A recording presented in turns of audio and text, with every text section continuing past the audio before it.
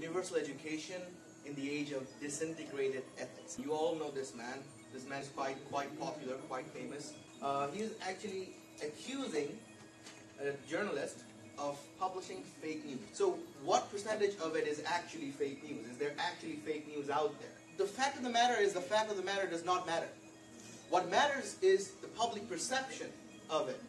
Americans, 32% of Americans said they had a great deal of trust in the media in 2016. It's only 32%. And that was in September, even before the election. Now, there was a study after the election, this year, which is a working paper, that shows fake news websites received 159 million visits during the month of the election, or 0.64 per US adult.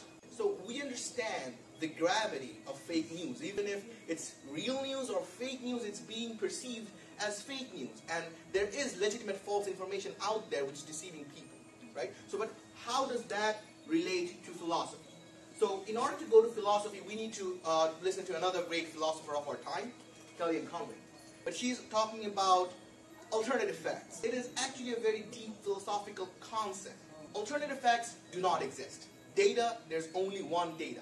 But does fact really have a value? Fact only has a value when there's an interpretation to it. So, whereas alternative facts do not exist, alternative interpretations do exist. It relates to the concept of perspectivism. What is perspectivism? Summarized in one sentence. Friedrich Nietzsche says, there are no facts, only interpretations. But who should interpret, right? If anybody could interpret, there could be millions of interpretations. Who should the interpreter be? Should it be the politicians? Should it be religion? Should it be the academy? The academy should not interpret. Neither should religion interpret. Neither should politicians interpret. The only people who should interpret are the common people. Every person, each and every person should interpret. Because uniqueness in experience creates uniqueness in interpretation. The way I was brought up is different from someone else who was brought up in a different way. So they're going to perceive a fact in a different fashion. So their interpretation will be completely unique from my interpretation. So it is not enough to throw certain interpretations at people, because facts only have value when people reinterpret them to meet their perspective. So it's not enough to throw climate change at people and data of global warming. You have to teach them how to interpret that data and teach them how to connect that with their real life experience of it. That's why every individual has to interpret for themselves. What if someone manipulates? Well, someone's always going to manipulate. That's a task of every person that's ever talking on a stage. Governments do it, authors do it. Everyone's goal is to persuade the audience. That includes academics and me. The only way we can save ourselves from it is to do exactly what I say in the next slides. So, what we're going to do is we're going to become Übermensch, or what Nietzsche meant by Superman. So what does Superman mean? Superman is someone who interprets without coercion, or minimizes coercion. So how do we do that? Through education that teaches the student to deny all that can be denied, and what is left after that exercise is what a person can claim metaphysical meaning on, or what could be the fact to that person, which is basically academic research.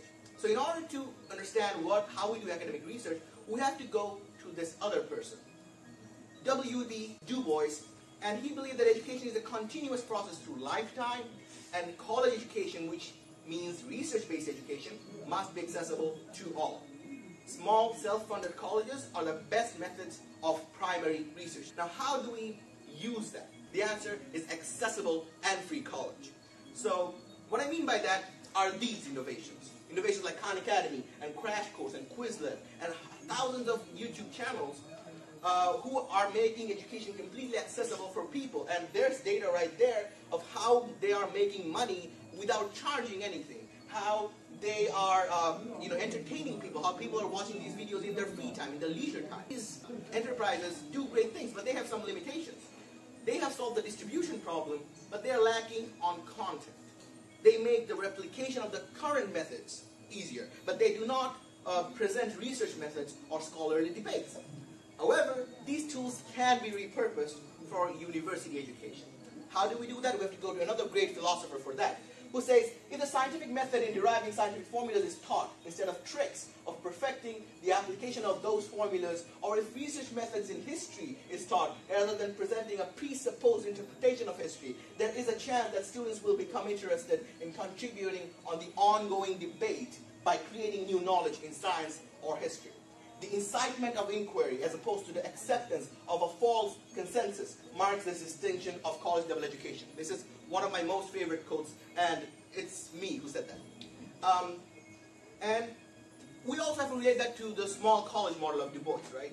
Because the effective education involves individual attention, close apprenticeship, and skilled guidance. Secondary research methods can be taught over online, right? But what about primary research? You need personal guidance, you need directed readings, you need research seminars for that. One-to-one apprenticeship is, if possible. How do you do that? Small college model. So how do you combine these two? You use a research clinic. And what we do there is a near-peer researcher is matched with the incoming enthusiast as research directors. So someone who is older and has done research in that field directs the research of the next person, coming back from the original idea of each one teach one. Someone who has learned teaches someone else, and that's how the knowledge moves forward. And research directors help incoming students to produce original research work, primary research work. And the research wing is funded by the math education wing, which can generate revenue for itself. Now, how do we put it together? There are two wings that I talked about. One is online-based education, which is secondary research, and there's primary research institution, right? The research enthusiasts see the online videos, right? And they come to the primary research foundation. They come here and say, okay, I want to do research. I saw your videos, they were great, I want to do primary research. And then they are directed through the research clinic. But how is the research institution funded? It's funded through the revenue that's generated by the online research-based education. Like Khan Academy has generated revenue, just like that. And the content of the online-based research education, where does that come from? It comes from the fellows of the research institute.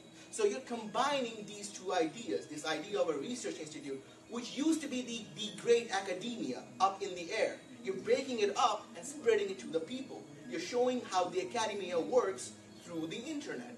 And that's how everybody learns how to get into the academia, comes in the academia and says, okay, I want to do this.